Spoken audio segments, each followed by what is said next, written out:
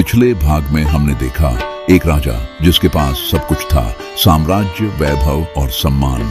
फिर भी उसका हृदय हर रात एक ही पीड़ा में डूबा रहता था। राजा दशरथ सिंहासन पर थे, पर भीतर से टूट चुके थे। कारण सिर्फ एक, वंश आगे बढ़ाने वाला कोई नहीं। ऋषियों की सलाह पर दशरथ ने करवाया पुत्र कामेष्टि यज्ञ।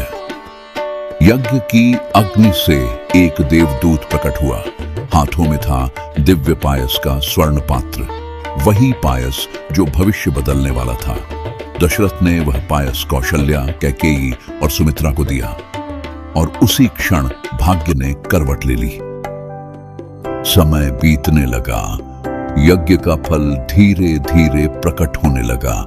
अयोध्या की रानियां गर्भवती हुईं, लेकिन यह कोई साधारण गर्भधारण नहीं था। पूरी अयोध्या में अद्भुत संकेत दिखने लगे। बिना ऋतु के फूल खिलने लगे, पक्षी मधुर स्वर में गाने लगे, नदियां शांत होकर बहने लगी। ऋषियों ने कहा, राजन, यह साधारण जन्म नहीं, यह अवतार का आगमन है। राजा दशरथ हर दिन देवताओं को धन्यवाद देते।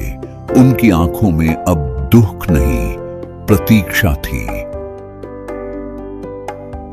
वह दिव्य तिथि चैत्र शुक्ल नवमी और फिर आया चैत्र मास शुक्ल पक्ष नवमी तिथि, पुनर्वसु नक्षत्र, दोपहर का समय।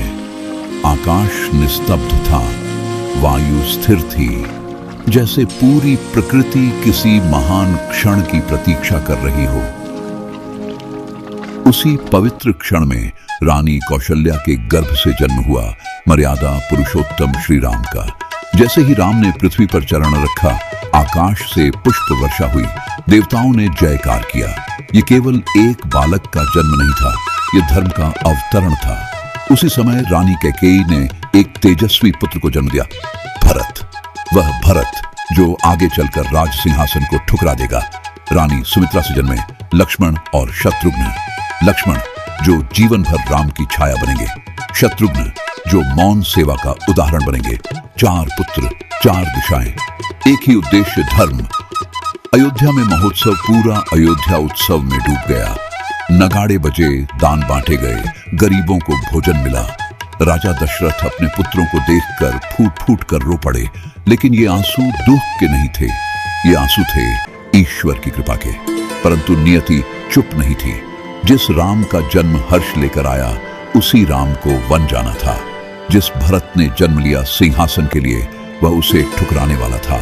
और लक्ष्मण जो बालक थे, वे इतिहास रचने वाले थे। अगले भाग में जानेंगे राम और लक्ष्मण का बाल्यकाल, आशे विश्वामित्र का आगमन और वह धनुष जिसे उठाने से राजाओं के अहंकार टूट जाएंगे। यह था बालकांड भाग 2। यह कथा नहीं, धर्म की जड़ है।